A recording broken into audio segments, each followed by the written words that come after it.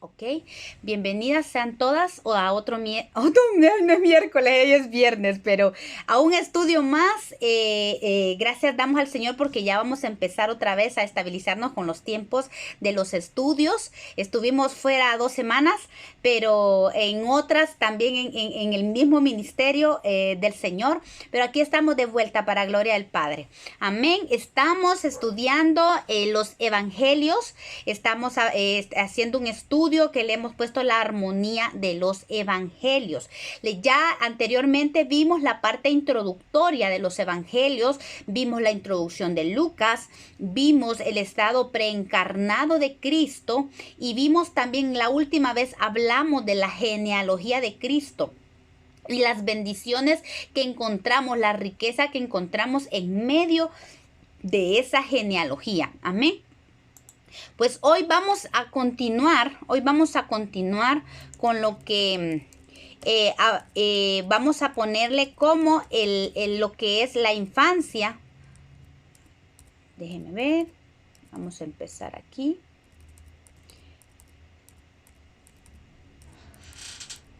Ok, vamos a hablar sobre el nacimiento, infancia y adolescencia, tanto de Jesús y Juan el Bautista. Este es el segundo bloque de lo que vamos, ya vimos la parte introductoria, este segundo bloque es sobre el nacimiento, la infancia y adolescencia de Jesús y también de Juan el Bautista, cronológicamente, ¿verdad? Para empezar, hoy vamos a hablar sobre el anuncio del nacimiento de Juan el Bautista. Hoy nos vamos a ir directamente a Lucas capítulo 1, versos 5 al 25. Y vamos a ir viendo por versos toda la enseñanza. Esta mañana yo sé que hay una enseñanza preciosa para cada uno de nosotros. Va a traer aliento, va a traer ánimo, va a traer también confrontamiento. La palabra nos confronta, pero es para llevarnos a crecer, para llevarnos a esa transformación que todos anhelamos en nuestra vida. Amén. Lucas capítulo 1, versos 5 al 7 para empezar. Dice, hubo en los días de Herodes, rey de Judea, un sacerdote llamado Zacarías de la clase de Abías. Su mujer era de las hijas de Aarón y se llamaba Elizabeth. Ambos eran justos delante de Dios y andaban irreprensibles en todos los mandamientos y ordenanzas del Señor, pero no tenían hijos porque Elizabeth era estéril y ambos eran ya de edad avanzada. ¿Ok? Entonces, esto nos da una introducción de lo que es la familia de Juan el Bautista. Habla de que fue en los días del rey Herodes que se dio este acontecimiento. Según los historiadores, este evento aconteció en el año 7 antes de Cristo, ya que Herodes reinó durante los años 34 antes de Cristo al 4 después de Cristo. Perdón, aquí es después de Cristo. Uno es 34 antes de Cristo al 4 después de Cristo. ¿Ok? Y tanto Juan como Jesús nacieron después del 1 de nuestra era cristiana, ¿verdad? Se dice que, bueno, uno lo tachan en uno, otros los ponen en unos años un poquito antes, ¿verdad? De la era cristiana. ¿Ve? Aquí está, nacieron antes del año 1, porque nos da ahí hay una diferencia de fechas. Y dicen que esta diferencia de fechas se debe al cálculo equivocado que hubo en el siglo IV. Esto lo dice, es un comentario de la Biblia Plenitud. Por eso es que no necesariamente Jesús nació en el año 0. ¿Verdad? Como está lo que es el calendario romano, que es del año 0. Jesús nació antes del año 1, en realidad no año 0, sino que año 1. Entonces, para que nosotros no tengamos una idea de que Jesús nació en el 0 y que en el año 33 fue que Jesús murió en la cruz. No es así. Vamos a ir viendo cómo este acontecimiento de la anunciación del nacimiento de Juan el Bautista fue aproximadamente en el año 7 antes de Cristo. Y entonces vamos a ir viendo que año y medio después aproximadamente nació Juan el Bautista y un añito después nació Jesús. Y entonces vamos a ir viendo ahí cómo las fechas. Jesús nació entre el 5 y el año 3 antes de Cristo, para hacer un equilibrio entre las fechas, porque por la discrepancia que hay en las fechas, no se puede dar exactamente un año con certeza, pero sí se sabe que fue antes del año 1 por el tiempo que reinó Herodes, por la fecha de su reinado. Amén. Entonces fue en tiempo de Herodes que sucedió esto, que cuando se le anunció el nacimiento de Juan el Bautista. Zacarías significa Jehová ha marcado para ser reconocido o Jehová recuerda.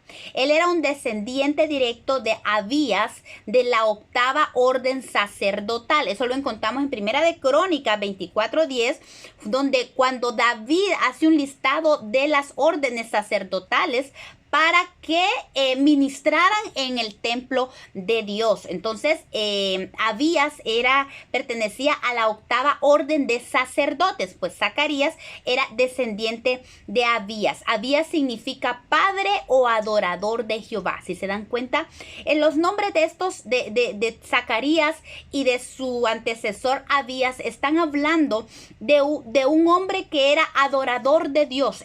Zacarías venía de un linaje de adoradores de Dios. Y Zacarías específicamente había sido marcado por Dios para que se cumpliera en su vida el plan eterno que Dios había establecido desde antes de la fundación del mundo.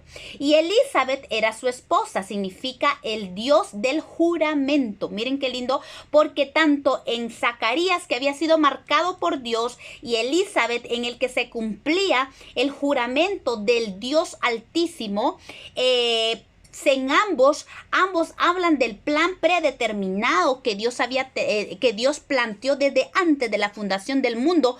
Él es el plan que es el plan de redención. Y si nos damos cuenta, ambos eran descendientes de Aarón, ambos eran levitas de Dios. Hemos hablado de cómo Dios está llamando a los levitas y que Dios quiere que todos nosotros seamos levitas. Él está buscando un pueblo suyo. Recordemos que los levitas eran pueblo de Jehová, eran la herencia de Jehová. Y Jehová era su herencia y ellos la herencia de Jehová. Entonces, qué lindo, porque Dios está estableciendo su plan en los levitas. Miren qué lindo es esto. Es importante recalcar algo. La palabra de Dios dice que ambos eran justos. La palabra establece el carácter de ambos, tanto de Zacarías como de Elizabeth. Dice, eran justos y andaban irreprensibles delante de Dios. Miren qué lindo es esto. Ellos tenían un testimonio que nadie podía decir algo de ellos. Eran intachables, dice otra versión. Eran tremendamente hombres, un hombre y una mujer de Dios. Eran temerosos de Dios y eran justos, y ellos cumplían la ley al pie de la letra. Eran obedientes a Dios, pero había algo en ellos, posiblemente la gente podía plantear, algo pasa, porque según la palabra de Dios, la esterilidad era parte de una maldición.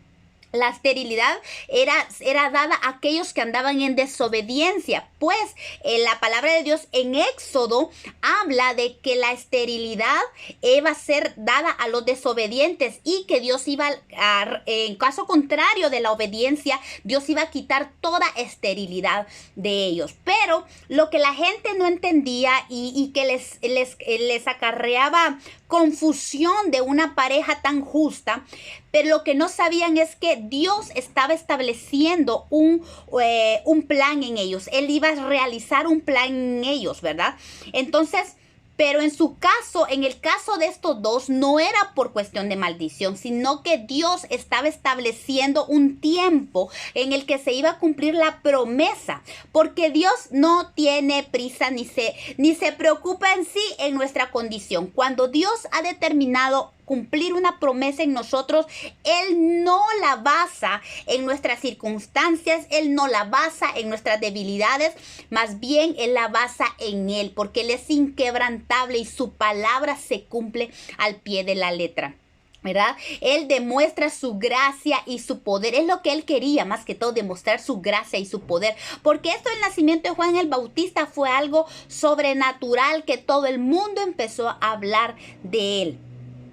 Y la vez pasada hablábamos del poder que está escondido detrás de la esterilidad.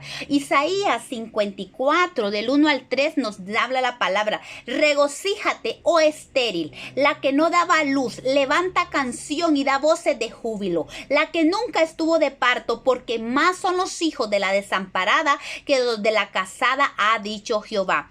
Ensancha el sitio de tu tienda y las cortinas de tus habitaciones sean extendidas, no seas escasa. Alarga tus cuerdas y refuerza tus estacas, porque te extenderás a la mano derecha y a la mano izquierda, y tu descendencia heredará naciones y habitará las ciudades asoladas. Aquí en este texto de Isaías 54 nos habla del poder escondido que hay detrás de la esterilidad. Dios obra en poder. La vez pasada hablamos de esas 7 mujeres de las que habla la palabra de Dios que fueron estériles.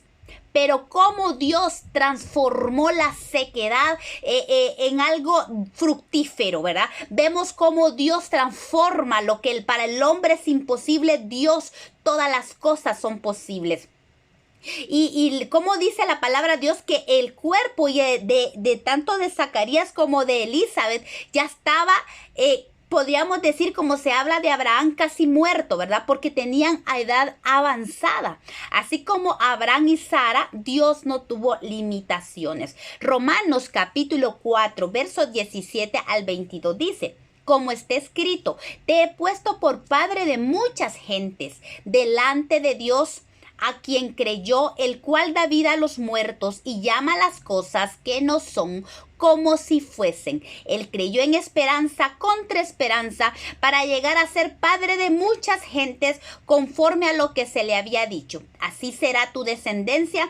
Y dice la palabra: no se debilitó en la fe al considerar su cuerpo, que estaba ya como muerto, casi siendo de casi 100 años, dice, o de la esterilidad de la matriz de Sara.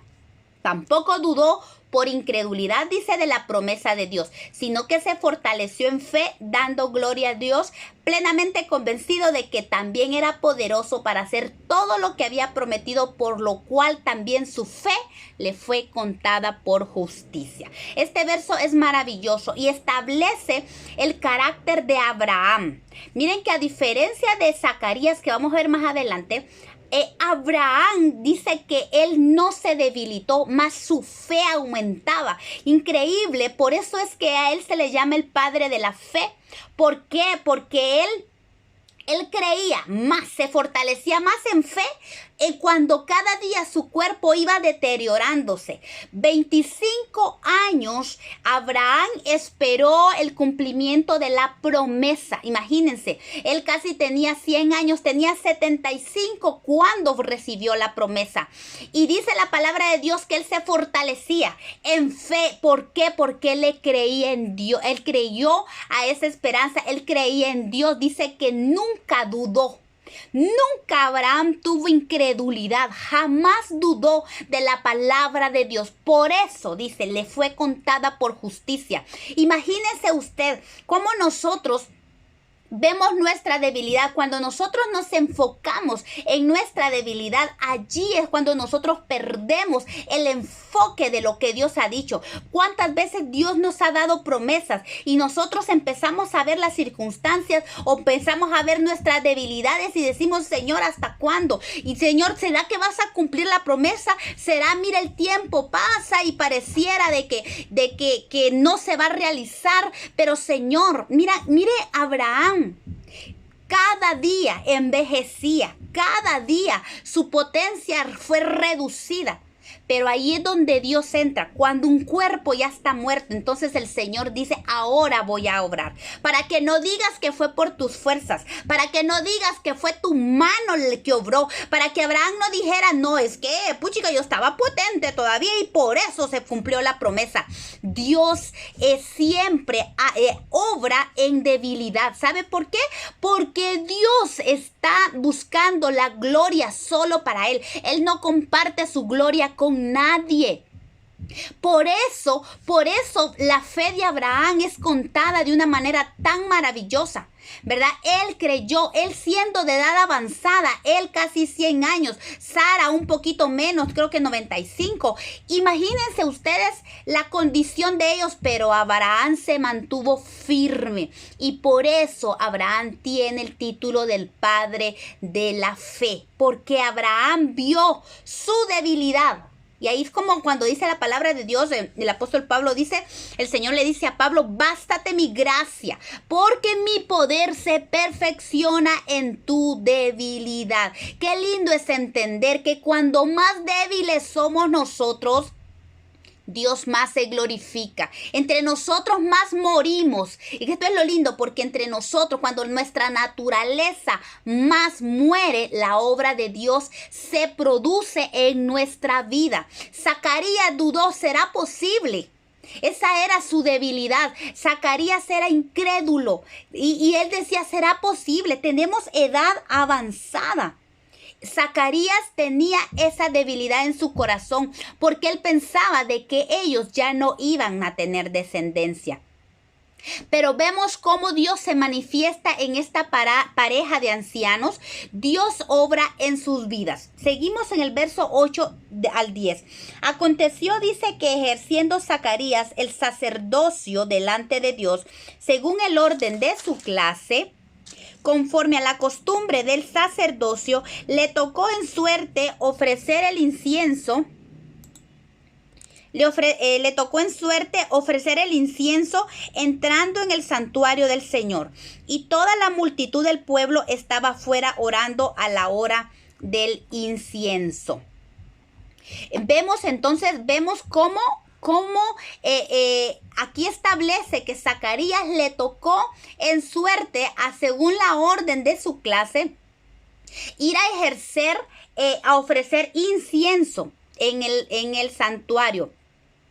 El Levítico 16:17 dice, que cuando el sacerdote entraba al lugar santo a ofrecer incienso, incluso el atrio, la gente que estaba en el atrio tenía que salir. Toda la gente quedaba fuera del atrio cuando el sacerdote entraba al lugar santísimo.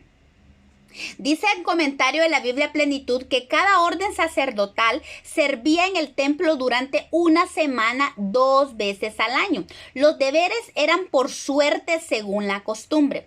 Un sacerdote podía tener el privilegio de quemar incienso en el lugar santo solo una vez en su vida, y algunos nunca tuvieron esta dicha porque eran tantos los sacerdotes de todas las clases que esto era según la costumbre. Echaban suerte sobre las familias de quien iban a ejercer este privilegio de quemar incienso en el lugar santo. Miren qué tremendo es esto. En este tiempo era por suertes. Era al que le caía el ofrecer, quemar incienso en el lugar santo. Y para nosotros ahora es una gran bendición saber que podemos tener esa libre entrada para ofrecer incienso en el lugar santo, que es la adoración. Orar en el lugar santo es un privilegio que todos tenemos nosotros porque todos somos sacerdotes para adorar a Dios. Y allí en el lugar santo es donde se encuentran las mayores bendiciones del cristiano. Es donde se dan los perfumes, de verdad, es donde se ofrece el perfume al Señor. Y eso es bien, bien lindo establecer esto porque hablamos que en Esther capítulo 2, verso 12, la palabra de Dios establece que ella, antes de presentarse ante el rey, ella pasó 12 meses en preparación. Dice que 6 meses estuvo en aceites, en óleo de mirra, y los siguientes 6 meses estuvo en perfumes aromáticos. Y eso establece 2 áreas del tabernáculo. El óleo de mirra está hablando de un tiempo de purificación, de un tiempo de preparación, de un tiempo de sacrificios, de un tiempo de sufrimiento, de un tiempo de pruebas. porque la mirra habla de sufrimiento, habla de proceso, porque el aceite de mirra dice que en esos 6 meses las jóvenes se metían en aceite, en esos óleos de mirra, en esos aceites, dice que se les abrían los poros de tal manera de que salieran hasta las más pequeñas impurezas de la piel, y luego que pasaban esos 6 meses entraban a otro proceso de perfume. Así es la vida del cristiano. Nos toca primero sufrirlo, la mirra, pasar ese tiempo de proceso. Son tiempos de procesos en nuestra vida, donde nuestra vida es procesada, donde nuestra alma es procesada, y aún esas micras de impurezas tienen que salir de nuestra alma, y eso es lo que Dios quiere, pero no todo el tiempo el Señor nos mantiene en óleo de mirra. Vemos que Esther primero estuvo en óleo de mirra y luego pasó lo que es a los perfumes, a esos ungüentos, a esa preparación para que la piel, una vez que era limpia, entraba en esos perfumes, y esos perfumes entraban de una manera tremenda en la piel, una piel ya purificada, sin impureza. Entraban esos perfumes y esas pieles de esas mujeres olían de una manera fabulosa, que muchas mujeres quisiéramos en este tiempo. Pero lo que se establece aquí, hay un principio que establece. Si vemos el óleo de mirra, lugar atrio, el atrio, luego el tiempo de perfumes, el lugar santo, y la presencia del rey es el lugar santísimo. Así como Esther tuvo esa preparación para presentarse al rey, nosotros también, así como nosotros pasamos tiempo en el lugar, en el atrio, donde se dan los sacrificios, donde somos procesados, donde somos limpiados, ese tiempo tiene que pasar, y luego tenemos, ya cuando el Señor nos ha procesado, nos permite pasar al lugar santísimo. Ahí es donde se dan los perfumes, ahí es donde está la bendición de Dios. Es el lugar donde se encuentran, como les digo, las mayores bendiciones del cristiano, y eso habla de crecimiento y de madurez en nuestra vida. Para poder optar a entrar al lugar santísimo, nosotros tenemos que aprender a dejar las impurezas, a dejar a permitirle al Espíritu Santo que quite de nosotros todo eso que a Él no le agrada, que nos impide avanzar al lugar santo, porque en el lugar santo es donde se da la revelación de Dios. En el lugar santo es donde vemos el fuego. Hablamos la vez pasada, el candelabro de oro, donde se da el incienso, donde se dan las 7 unciones del Espíritu. No es a cualquiera que se le da la unción, las unciones del Espíritu. Solo aquellos sacerdotes que eran capaces de entrar a ofrecer adoración al lugar santo. Solo ellos eran los privilegiados de recibir esa unción del candelabro de oro y de ofrecer el incienso en el altar del incienso. Nos habla de esa adoración que Dios está buscando en sus adoradores. La bendición de ser un adorador. Un adorador no es tanto el que canta. Un adorador es el que vive en el lugar santo, porque allí es donde se da la verdadera adoración. En el lugar santo es donde nos da la preparación para entrar a la Shekinah de Dios, a la presencia de Dios, a la presencia del rey, como lo hizo Esther. Tuvo que pasar la mirra, pero después de que pasó la mirra, llegó a los perfumes, y eso nos anima a nosotros. No todo el tiempo. Isaías habla, dice, el trigo no es trillado para siempre. No siempre. Miren, imposible que un cristiano de verdad pase toda su vida en el atrio. No es posible eso. Si eso pasa en la vida de un cristiano, es porque, mire, cabeza dura no está aprendiendo la lección, porque eso tenemos en el Señor. Cuando nosotros nos pasan un examen y nos presentan un examen y no lo pasamos, tengas la certeza que ese examen se lo van a volver a pasar hasta que lo pase. Y no es posible que nosotros todo el tiempo estemos en mirra, todo el tiempo estemos en sacrificio, siendo quemados, siendo procesados, ¿verdad? El tiempo de proceso no es para siempre, es un tiempo. Dios nos lleva a crecimiento, pero qué lindo es saber que Dios no nos va a tener en procesos toda la vida. El proceso nos debe llevar al crecimiento. Una vez que el Señor hemos pasado este examen, cuando el Señor nos pasa del atrio al lugar santísimo, cuando el Señor nos pasa de la mirra a los perfumes, entonces viene lo precioso del Evangelio. Eso precioso. Yo le decía al Señor, le comentaba a una hermana que le decía al Señor: Padre, yo bendigo el tiempo de la mirra. Yo agradezco el tiempo de la mirra porque fue cuando empecé a conocerte. Fue el tiempo que tú me enseñaste a buscarte más. Fue el tiempo de necesidad. Fue tiempo de despojarme. No significa que el proceso ya haya terminado,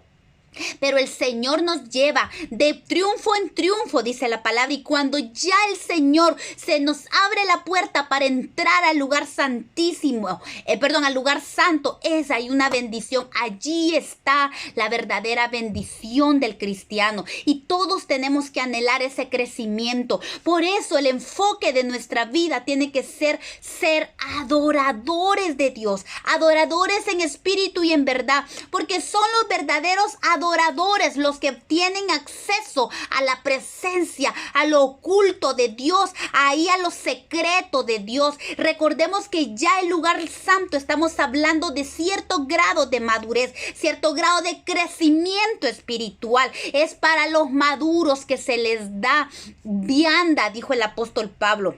Aún, dice, la sabiduría del cielo está disponible para los que han alcanzado madurez. ¿Se da cuenta? Esa sabiduría oculta está en el lugar santo. Y a Zacarías le tocó ir al lugar santo. Era el tiempo de que él pasara al lugar santo a presentar adoración. Y vemos cómo la vida de Zacarías es transformada cuando él entra al lugar santo a presentar esa adoración al Señor. Y es que la adoración trae múltiples bendiciones de parte de Dios. La adoración trae liberación de cadenas y cárceles.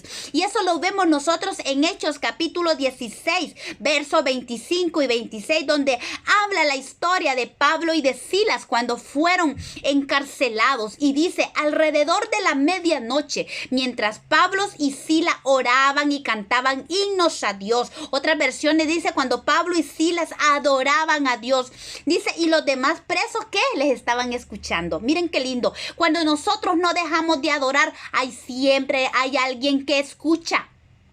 Y esos que escuchan van a recibir la libertad. Por eso es que nosotros no tenemos que callar, no tenemos que tener temor. Si en su casa, por ejemplo, solo usted es cristiano o son muy pocos cristianos y a los demás les ofende la adoración, no deje de adorar, porque en el escuchar, cuando ellos escuchan la adoración, allí va a venir la libertad. Dice que cuando Pablo y Silas estaban adorando a Dios y los otros presos escuchaban, hubo un repentino temblor de tierra tan violento que sacudió los cimientos de la cárcel. La adoración remueve los cimientos de la cárcel. Miren qué importante es la adoración al Señor. Y dice que al momento se abrieron todas las puertas de las cárceles son abiertas en la adoración. Por eso es que el Hijo de Dios, como levitas, como sacerdotes, tenemos que anhelar presentar esa adoración a Dios en espíritu y en verdad. ¿Por qué? Porque las puertas de las cárceles son abiertas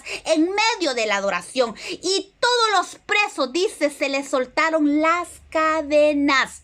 Miren qué lindo, la adoración es maravillosa. Por eso, no cese de adorar en su casa. Adore a Dios con su vida.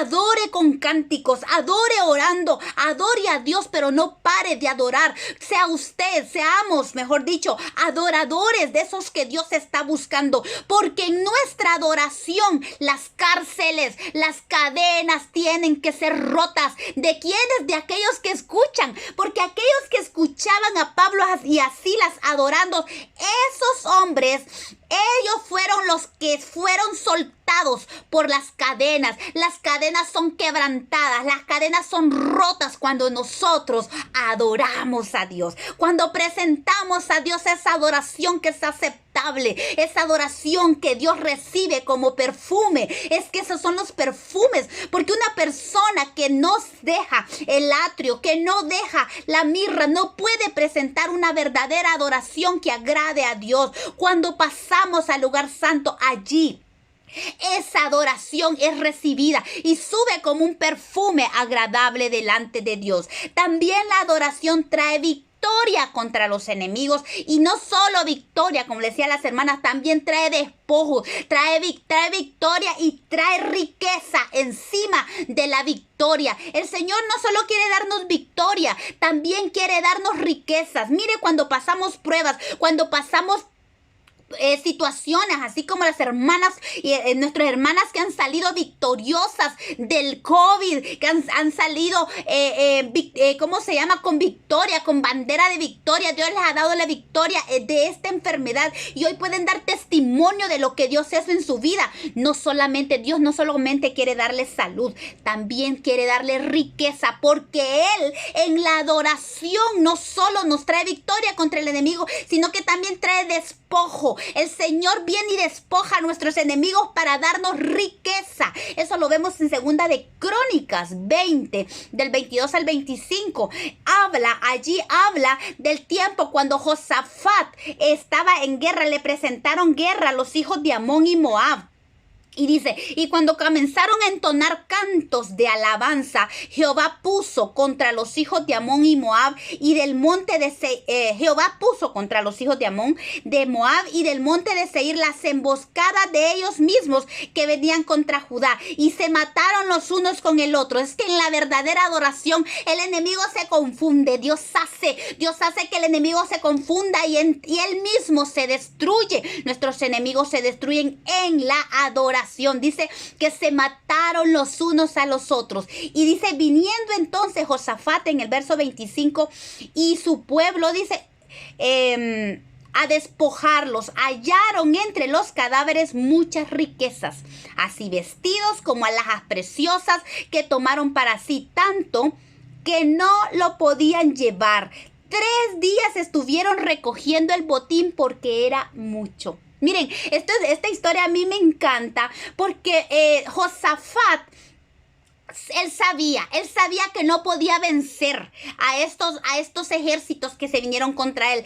Un predicador decía, ni siquiera había una posibilidad de uno contra uno. Es que era una multitud de pueblo que venía contra Josafat, y Josafat reconoce y dice, yo no voy a salir librado de esto. ¿Y qué hizo Josafat? Postrarse delante de Dios y clamó a Dios y le dijo, Señor, yo de esto no salgo, pero si tú estás con nosotros nos vas a dar la victoria. Y Dios se agradó de la condición de Josafat, del postrarse su corazón, como dice el Salmo, el corazón contrito y humillado no lo desprecia el Señor. Cuando viene el enemigo, el humillarnos delante del Señor y el adorarlo, Él hace. No tenemos nosotros que pelear en nuestras fuerzas.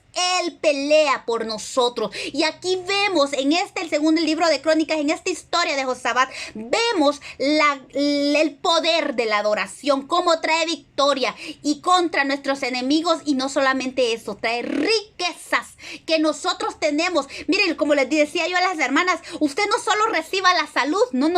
Dígale al Señor, yo voy por mi despojo. ¿Dónde están mis despojos? Tú me diste la victoria, yo te sigo adorando, yo te sigo sirviendo con todo mi corazón. Dame los despojos, porque no solo me diste salud, pero encima de eso, yo quiero larga vida, yo quiero bendición, yo quiero provisión, yo quiero tu presencia, yo quiero lo que tú tienes para mí. Como dijo, ¿cómo se llama este hombre que hizo la oración? Jabes. Él dijo, no solo quiero el territorio, yo quiero que ensanches mi territorio, más allá de los límites de lo que a mí me corresponde. Yo quiero más, yo quiero que tú me ensanches, yo quiero que tú me des todo lo que tú tienes para mí. Si hay algo disponible para mí, yo lo quiero. Y eso lo trae la adoración en espíritu espíritu y en verdad. La adoración del lugar santo, eso desata, la adoración en el lugar santo, desata la bendición de Dios, la victoria de Dios, desata también provisión, desata sanidad y vida. Éxodo 23 del 25 al 26 dice: adora al Señor tu Dios y Él te bendecirá tu pan y tu agua. Ahí está la provisión. Cuando hay una adoración delante de Dios, mi hermano, Él ha prometido, la harina y el aceite no va a faltar. Él bendecirá, dice, Él bendecirá tu pan y tu agua para que sea multiplicada. La palabra no va a faltar. La revelación del Señor no va a faltar. El agua de la palabra que te lava, que te bendice, que te limpia, que te satisface, no va a faltar. No solo estamos hablando de una provisión material, estamos hablando de una provisión espiritual. Si hay una adoración a Dios, si tan solo nosotros le ofrecemos esa adoración a Dios, la que Él quiere que nosotros presentemos en espíritu y en verdad, Él dice, la palabra lo dice, Él dice, Él bendecirá tu pan y tu agua. Y miren, encima de esto dice, yo, dice el Señor. Mire quién lo dice, yo, dice, alejaré de ti la enfermedad. Mire esto, qué bello. Cuando estamos enfermos, la adoración es la mejor medicina. La adoración de Dios, porque aquí lo dice su palabra. Yo alejaré de ti la enfermedad y haré que no mueras antes de tiempo. Miren qué belleza. El enemigo no va a poder venir a querer demandar vida de nosotros cuando nosotros ofrecemos una adoración. Y el Señor dice, no. No te doy a dar la vida de mi hijo, no te pertenece. La vida de mi hijo yo determino sobre ella, no tú, como dijo el Señor a nuestros hermanos y al COVID. No es el COVID que determina la vida de mis hijos, soy yo. Y esa adoración que me presentan delante de mí, yo he declarado, yo alejaré de ti la enfermedad y haré que no mueras antes de tiempo. Él da vida, Él quiere, al que quiere da vida y al que quiere la quita, dice la palabra. Pero al que adora a Dios, oh, gloria a su nombre. Cuando presentamos una adoración en espíritu y en verdad, es una adoración que nos abre las puertas. Es una adoración que nos da provisión en abundancia. Es una adoración que aleja la enfermedad. Es una adoración que hace que nosotros no muramos antes de tiempo. Y solo la mano de Dios determina el tiempo de nuestra muerte. No la circunstancia, no los virus, no las bacterias, no el enemigo. No, ni Satanás, nada ni nadie determina el día de nuestra muerte, solo la mano de Dios. Como está escrito de nosotros. ¿Por qué? Porque aquí lo dice. Aquí la palabra de Dios lo dice. Éxodo 23, 25 al 26 lo dice. Dios declara, yo alejaré de ti la enfermedad y haré que no mueras antes de tiempo. Le pegó virus, le pegó el COVID, no importa. Dios dijo, no vas a morir antes de tiempo. Y hará, dice, y habrá que en tu país ninguna mujer que aborte o que sea estéril. No habrá en tu país ninguna mujer que aborte o que sea estéril. No importa lo que el enemigo diga, no importa lo que la ciencia diga. Declare la palabra de Dios, porque esta es palabra de Dios. Y miren cómo el adorar a Zacarías se le abrió. La adoración le abrió la bendición, la mayor bendición para su vida. Y su mujer dejó de ser estéril. Miren qué belleza.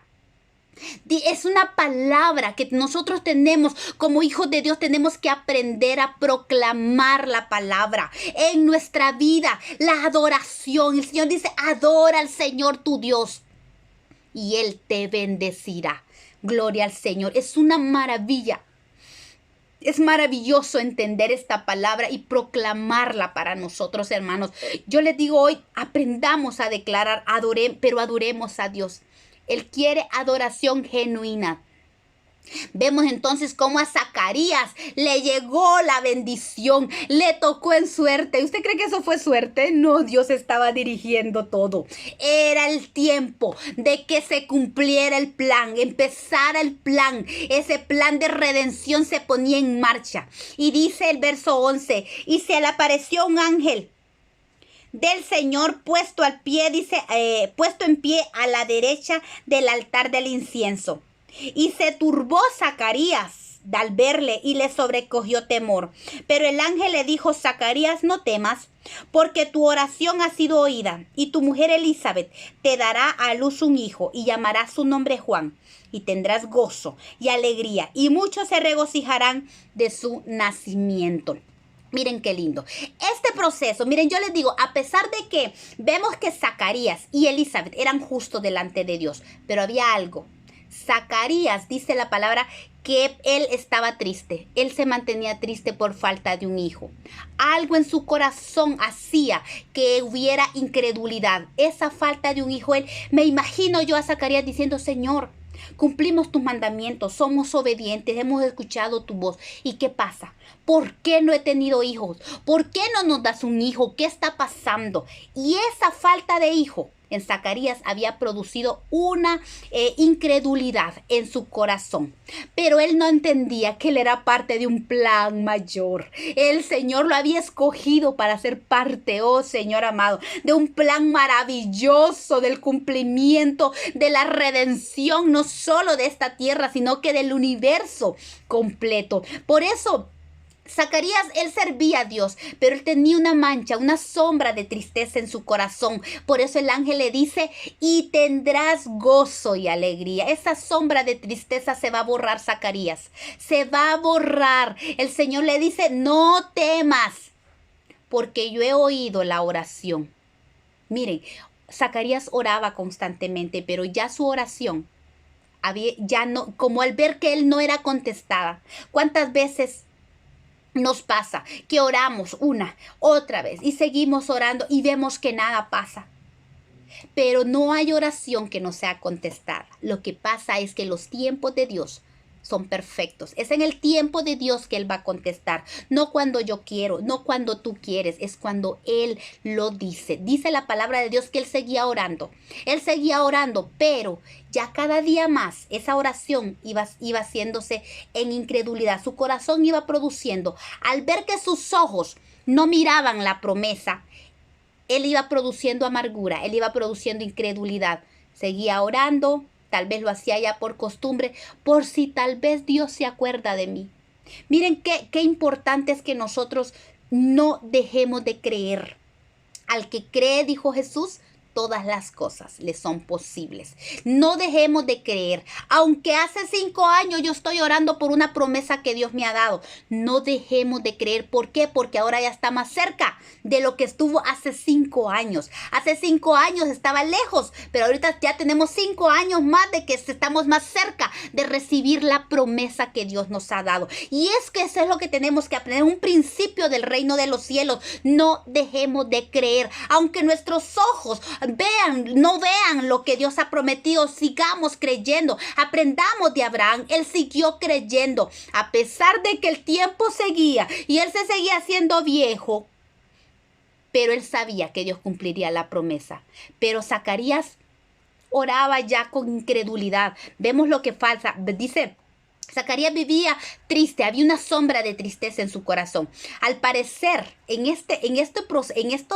la vida de esta pareja, el que pasaba con tristeza era Zacarías. Y parece que él es el que el Señor estaba obrando en su vida. Él estaba en proceso, no era Elizabeth, era él el que tenía esa tristeza. Esta esterilidad en la vida de Elizabeth tenía un propósito, un plan establecido desde antes de la fundación del mundo. Y al fin dice las oraciones de Zacarías. Y eso fue lo lindo. Hay algo que tenemos que resaltar de Zacarías, que aunque él había su tardanza, había producido incredulidad, él no dejó de orar.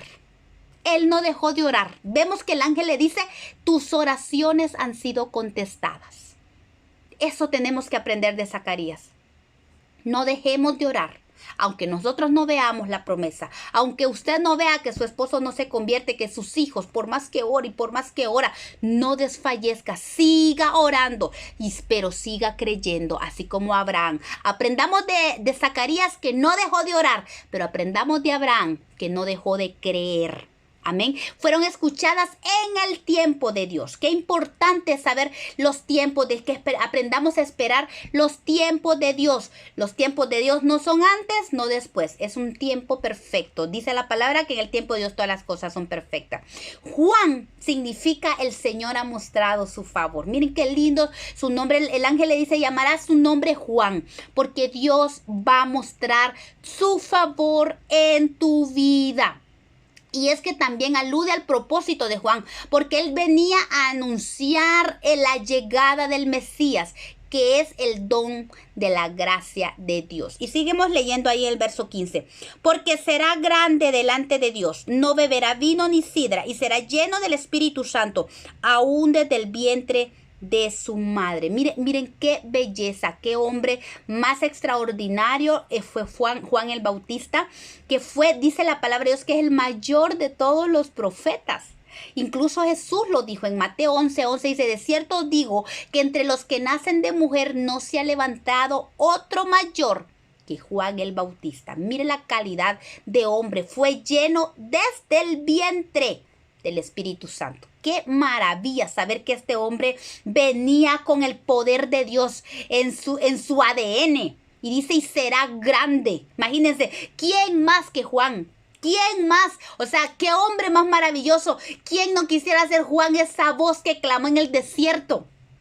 Ese hombre estuvo allá en la preexistencia cuando se hizo el plan. Cuando el Padre dijo, ¿a quién enviaré?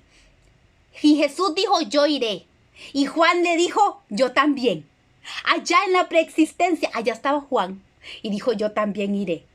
Pero qué lindo, porque dijo, este hombre, este Juan será grande delante de Dios. Y dice la palabra que el Señor mandó que Juan fuera nazareo. Significa que él era consagrado y santo para Dios desde antes de su concepción. Y en número 6 vemos las leyes del nazareato, que ustedes pueden ir allí. Habla de todas las condiciones de lo que tenía que tener un hombre o que era considerado nazareo a Dios.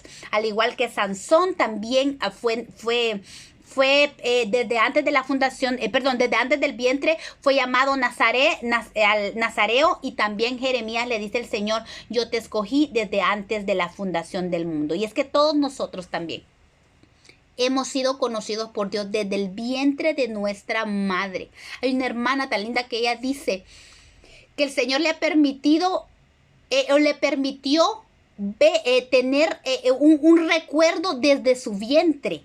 Y eso es lindo porque el Señor le permitió a esta hermana, pero todos nosotros tenemos que saber que hemos sido escogidos desde el vientre de nuestra madre, desde antes de la fundación del mundo. ¿Para qué dice la palabra? Para buenas obras. Fuimos preparados con un propósito, fuimos reservados con un propósito.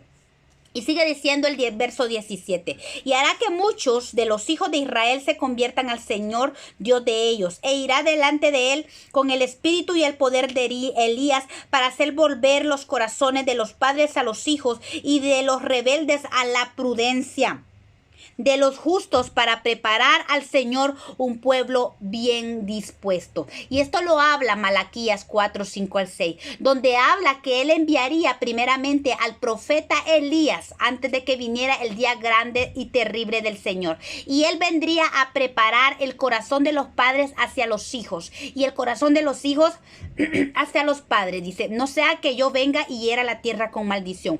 Esta profecía se cumplió en el tiempo con Juan el Bautista. Esa fue una profecía a corto plazo, por decir así, pero esta profecía también está destinada para este tiempo, porque aquí dice, antes que venga el día de Jehová grande y terrible. Aún estamos esperando este día grande y terrible.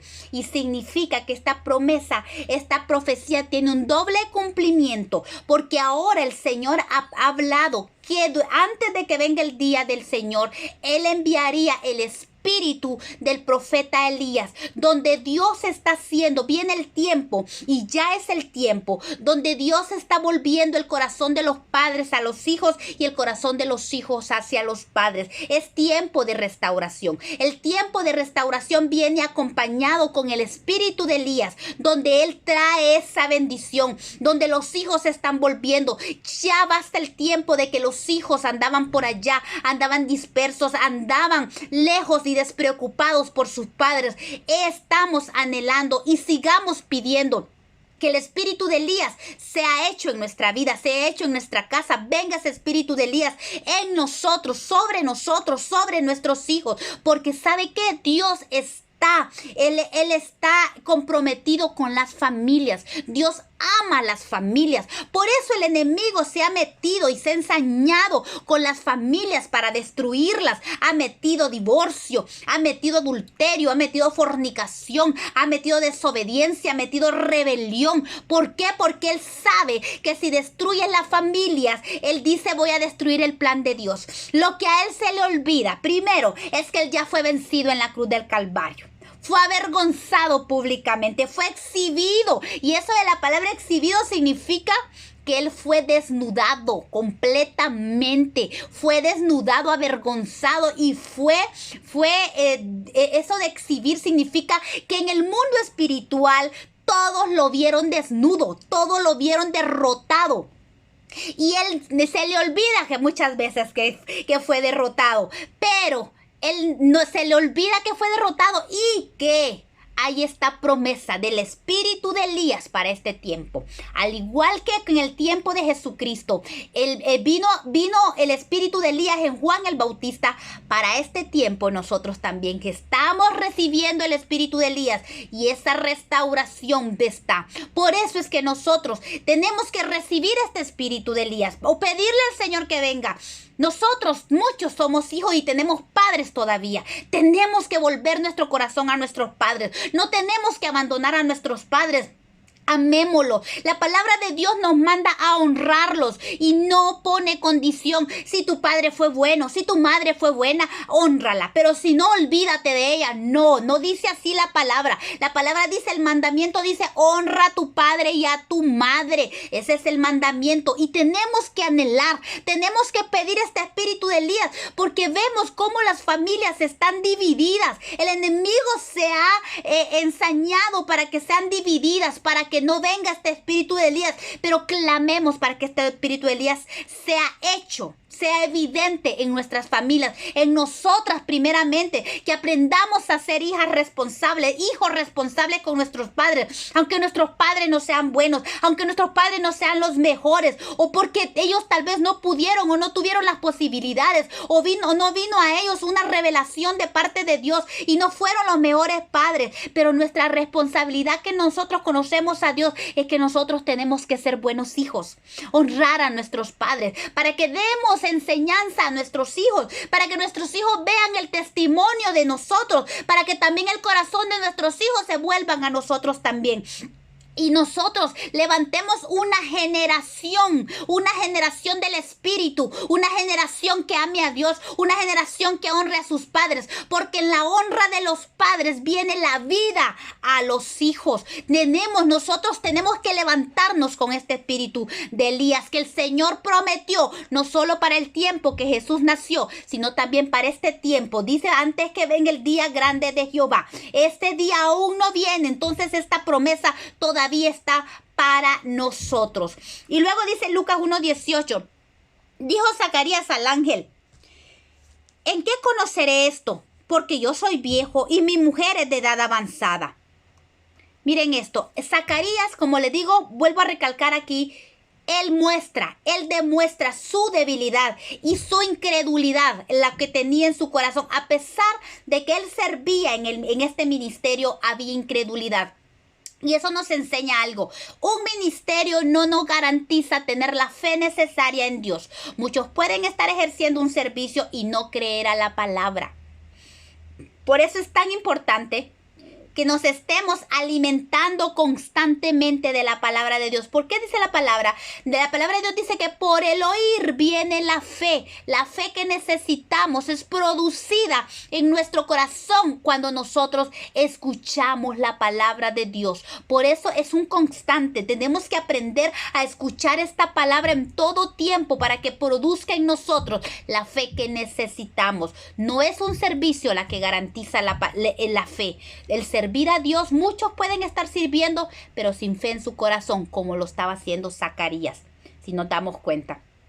Zacarías les tenía incredulidad. ¿Cómo va a ser esto si yo estoy anciano y mi mujer también? Y encima estéril. ¿Se olvidaba de Abraham? ¿Será que en ese momento se le olvidó a Abraham? Su antepasado, que como él tuvo esa fe, también creyó a Dios y recibió la promesa. Y entonces el ángel le dice: yo soy Gabriel, que estoy delante de Dios. Si yo te lo estoy diciendo es porque así va a ser, porque esta palabra que traigo es de Dios, no es mía. Gabriel es un mensajero de Dios. El ángel venía y le dice el ángel: yo soy Gabriel, que estoy delante de Dios. La palabra que yo te traigo viene directamente de la boca de Dios. Y he sido enviado a hablarte. Miren eso, qué lindo es saber que Dios manda. Dios toma tiempo para mandarte a ti una palabra, para decirte: ¿sabes qué? Yo sé que no estás creyendo. Yo sé que te está faltando fe, pero yo aquí estoy para decirte que tengas fe, porque la palabra que ha salido de la boca de Dios se cumplirá. Y le dice: pero ¿sabes qué? Le dijo: ahora quedarás mudo y no podrás hablar hasta el día que esto se haga, por cuanto no creíste a mis palabras, las cuales se cumplirán a su tiempo. Y le dice el Señor: es que definitivamente, lo mejor te voy a callar, porque no vaya a ser que empecé a decir: ¿será? El ángel me dijo, pero ¿será? ¿O será que de repente fue una idea o fue un sueño que tuve y lo que tuve no fue real? El ángel le dijo: mejor te callo la boca. Mejor me enmudezco para que no vayas a hablar cosas en contra de lo que la palabra de Dios dijo. Y no vaya que venir más incredulidad a tu vida. Y dice la palabra que él permaneció mudo hasta que el bebé nació. No pudo hablar ni compartir lo que Dios estaba haciendo en ellos hasta que el milagro fue hecho. Y Dios quiere hacer milagros asombrosos de verdad en nosotros. Pero muchas veces la incredulidad nos detiene y por eso el Señor nos hace muchas veces enmudecer, para que nuestras palabras no pongan en duda lo que Dios está haciendo. Y es que el no creer es muy delicado y trae condenación, y puede ser que Dios nos entregue a un poder engañoso. Dios nos libre de eso. Segunda Tesalonicenses 2, verso 11 al 12, habla al respecto, que muchos por no creer en el Señor, dice, por esto Dios les envía un poder engañoso para que crean a la mentira, a fin de que sean condenados todos los que no creyeron a la verdad. Hay una condenación en el no creer. Por eso es que nosotros tenemos que pedirle al Señor, así como aquel hombre que tenía al hijo que estaba endemoniado. Jesús le dijo: si puedes creer, porque al que cree todas las cosas le son posibles. Y dice que inmediatamente el padre del muchacho clamó y dijo: creo, pero ayuda a mi incredulidad. La versión de 1862 dice: luego el padre del muchacho dijo clamando con lágrimas.